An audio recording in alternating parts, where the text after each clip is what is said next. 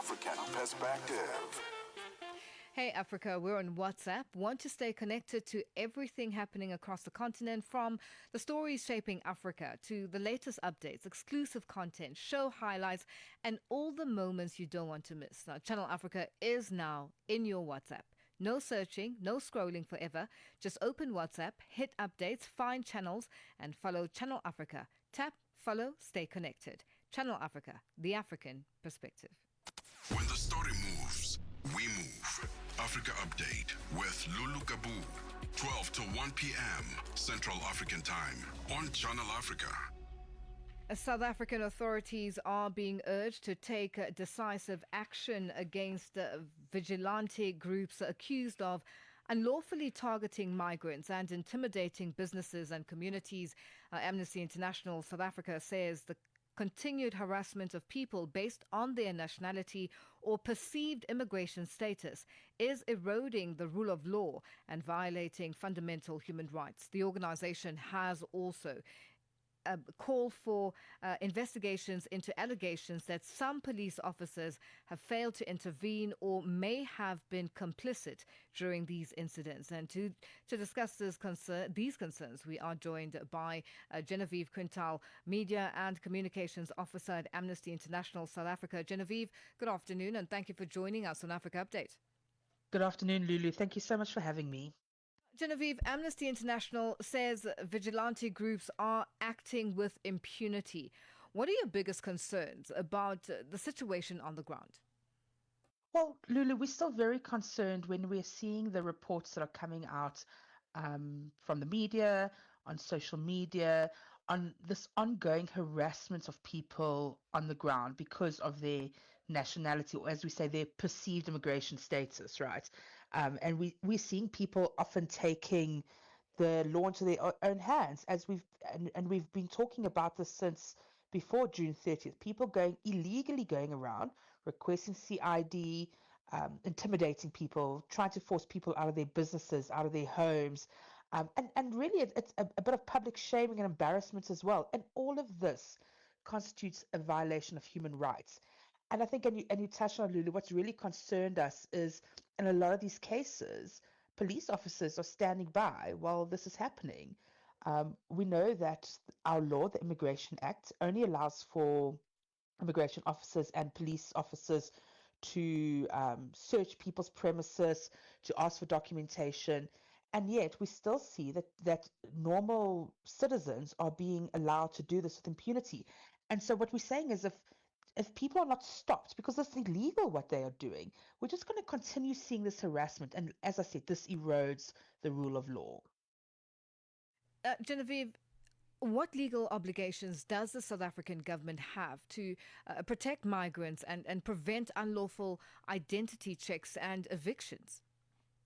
Well, our government, we are signatories to a number of international treaties. Our own constitution, our own legislation finds that it's illegal. They have the obligation to protect the rights of anyone, regardless of their legal status. And it's not to say that they must allow people to be in the country illegally, must allow people to cross borders illegally, etc. But while in their duty of ensuring that people are here legally, upholding the rule of law, upholding the South African rule of law, they also need to protect people's dignity and people's human rights.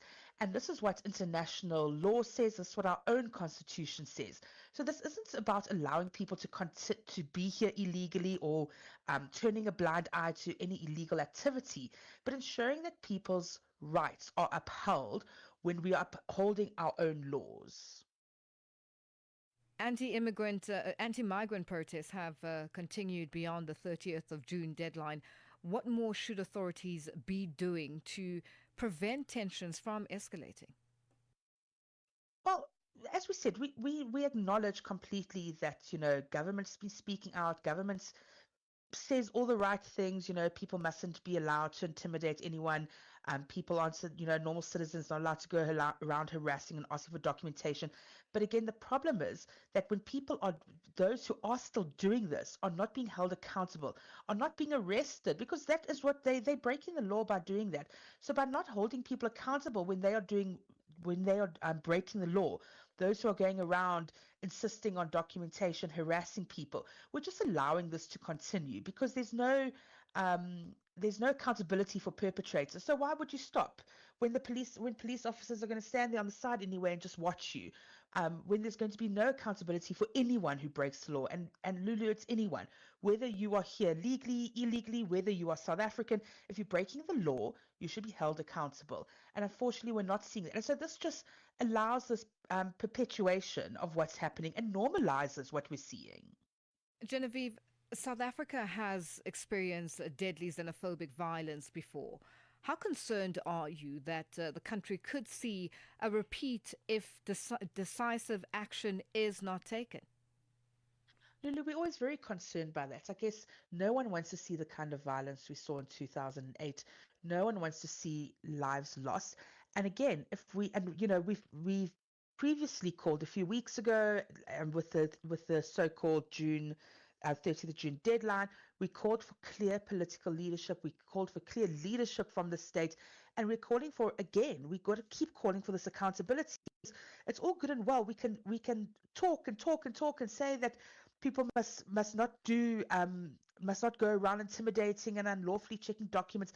But again, I want to stress, if we don't take action against those who are doing it, then it's just words. Then these things are going to continue. And then we might see ourselves, that's our concern. If we allow the normalization of this, we might see ourselves back in a situation where we were in 2008, and we do not want to see that. So really, we need to start holding people accountable when they break the law, so we don't get to that point and that we don't normalize what is happening. Genevieve, always a pleasure chatting to you. Thank you so much for joining us on Africa Thank Update. you, Lulu. Thank you. Thank you so much. To the woman who carried Africa and the woman carrying it forward.